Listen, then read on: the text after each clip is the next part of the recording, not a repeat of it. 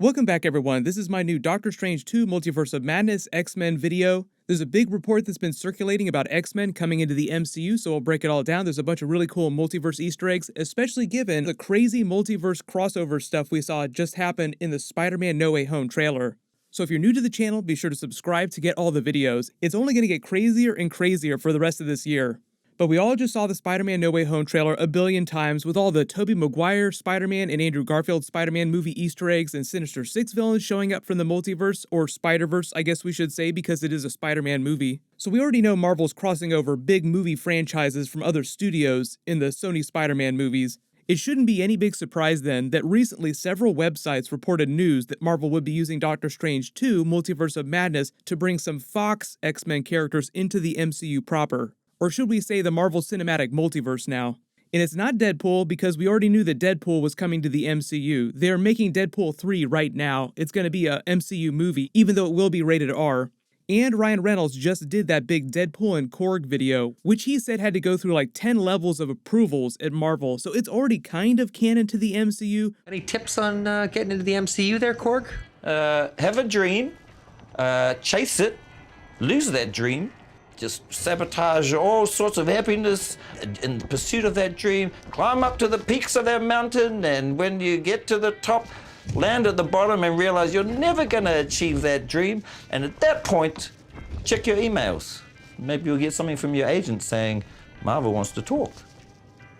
Yeah, I prefer Dark World. Half a f***ing penny of you for this But apparently this X-Men stuff is supposed to be a really big deal in Doctor Strange 2. The same people who were reporting that Scarlet Witch would be kind of a fake-out villain for part of the movie, kind of an antagonist, were also reporting that during the movie at some point, Scarlet Witch is going to be fighting a major A-list Fox X-Men character. An X-Men character who's powerful enough to hold their own against someone as OP as Scarlet Witch has become by the end of Wandavision, when she went full-blown Scarlet Witch, learning about how her chaos magic abilities worked. But now on top of all the stuff that happened to her, all the big upgrades she got during Wandavision, she also now has one of the most powerful books of magic in the universe, and she's on the loose, trying to find a way to bring her children back, thinking that they're trapped in some other part of the multiverse. So when all these websites were reporting that she'd be fighting one of the biggest Fox X-Men characters, they also claimed that originally Marvel and Kevin Feige had tried to get Hugh Jackman to come back as his Wolverine and be the character that she'd fight, but for scheduling reasons, maybe some other reasons, it just didn't work out. So if you saw a bunch of people talking about Hugh Jackman almost being in Doctor Strange 2, that's probably what they were referring to. A little while ago, Hugh Jackman was also talking about this too. He claimed that Kevin Feige had not contacted him about coming back for any kind of cameo as his version of Wolverine, which I thought was just a fake out. Like, actors say that all the time. I don't know what you're talking about. If you remember all the lies that the Russos told about Avengers Endgame and Avengers Infinity War, all the other Marvel actors told about those movies, it's the same situation now. You have to take everything that any actor or any producer or director says with a grain of salt. But apparently, just based on all these reports about X-Men crossover, the character that Marvel wound up bringing back is supposed to be James McAvoy's Professor X, I believe, which if it's true, makes sense that they would go for a character like him. Amongst the top-tier, most powerful X-Men characters capable of handling or dealing with Scarlet Witch, Professor X would be one of your go-tos. Because even though Jean Grey Phoenix is more powerful, I wasn't a huge fan of the Sophie Turner version of that character, and the whole idea in the MCU, especially in WandaVision, is that despite all the bad crap that Scarlet Witch pulls, totally going off the rails, holding a whole town hostage for an entire week against their will, pretty much torturing them for a whole week,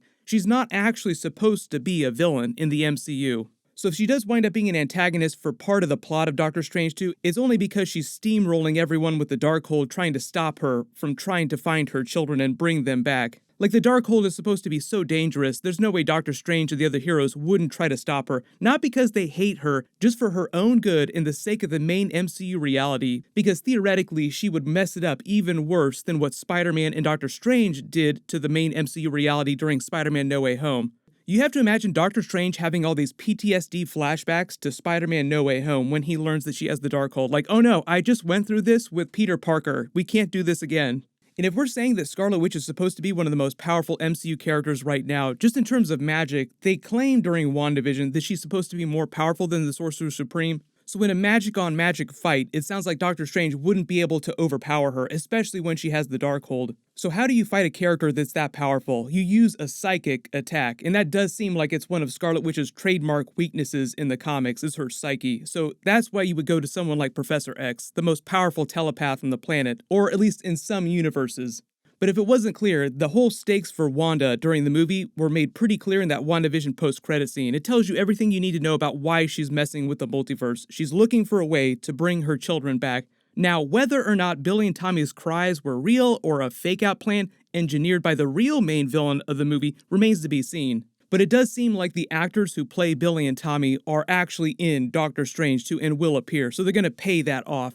And Kevin Feige did say that Doctor Strange 2 will not be the end of Scarlet Witch's character in MCU movies. Like, she'll continue to show up in future MCU movies and be an even bigger deal. And during all my WandaVision videos earlier this year, I already talked a lot about how they're setting up young Avengers in the future of the MCU with older versions of some of these characters, like an older version of Billy and Tommy at some point. So Doctor Strange 2 is just another step along that path. But the bigger idea here, though, is that Marvel's using all this multiverse craziness through Spider-Man No Way Home and now Doctor Strange 2 to bring in more of the Fox X-Men characters to the MCU proper. I know a lot of you were hoping for some Magneto, like Daddy shows up because of all the Scarlet Witch comic book history and the whole Quicksilver of it all with their big Mandarin-level fake-out with Evan Peters on WandaVision. Bringing even just James McAvoy from those core X-Men movies into the MCU is enough to say that all the Fox X-Men movies are now canon to the MCU through the multiverse.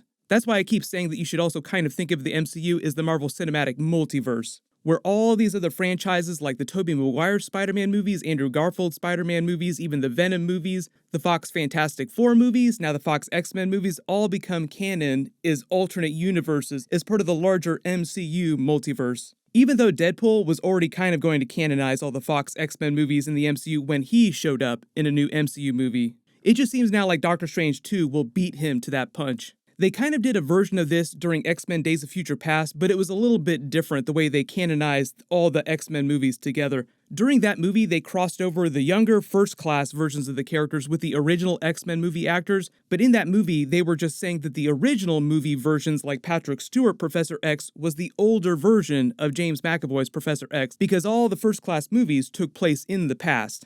Whereas now in Doctor Strange 2, Spider-Man No Way Home, these movies are saying that all these other franchises just took place in alternate universes, alternate timelines, which are kind of the same thing, almost, in the MCU. Like classic Deadpool joke, these timelines are so confusing, and it's only going to get crazier from here. Just to explain the whole Evan Peters Quicksilver on WandaVision of it all, the reason why he got Quicksilver's powers and they looked like the X-Men Quicksilver super speed powers is because of the enchantment that Agatha Harkness put on him with the necklace. He lost his powers once Monica Rambeau ripped it off. In the way the producers explained his character, the main MCU universe, Ralph here, just happened to look like Pietro from the Fox X-Men universe, and the producers used the visualization of Fox Quicksilver's powers to mess with the viewers even more, to add more doubt as to who he really was and how he could exist. But Evan Peters did say that he would love to come back as actual Quicksilver at some point. I'm thrilled. I'm such a huge fan of the Marvel Universe, so I'm just excited to be here. Pietro, but he looks different because it's Evan Peters. And an interesting way to do it. Like when Kevin was telling me about it, I was like, oh, that sounds awesome and hilarious and so weird. So all this multiverse craziness is just one of the ways Marvel is introducing X-Men and mutants into the MCU. I just did a big Eternals trailer video about how that movie is one of the other different ways that they're setting up mutants in the MCU, so I'll add a link for that at the end of this video and down in the description. So we will start seeing different types of X-Men characters and mutants showing up all over the place in the next few years before they do their next big solo X-Men movie inside the MCU. And based on their current release schedule, it sounds like that's going to wind up happening around the time that they're doing Avengers 5. The way Kevin Feige explained their plans for that is that they want to explain some of the bigger questions about who's going to be on that next big team, the next big Avengers team, who's going to finance it. And if you've been following the Marvel movies and you kind of been looking at the clues behind the scenes, I think those answers are pretty clear. For instance, the next richest person in the MCU capable of financing the Avengers, which costs billions of dollars based on all the technology that they use, would be the royal family of Wakanda. I would say Black Panther, but obviously there's a big transition happening and we're going to find out who the new Black Panther will be after Black Panther 2, Wakanda Forever. But everybody, let me know in the comments, what do you think about X-Men showing up during Doctor Strange 2 Multiverse of Madness? Even if it's a small character, I won't care, it'll still be super cool. Speaking of Doctor Strange, my full Marvel What If Episode 4 video will post Wednesday. That'll be the Dark Doctor Strange episode, so be sure to enable alerts for my channel so you don't miss that. While you wait for everything, click here for my full Spider-Man No Way Home trailer video, and click here for that brand new Black Panther 2 Wakanda Forever first look video. Thank you so much for watching, everyone stay safe, and I'll see you in the next one.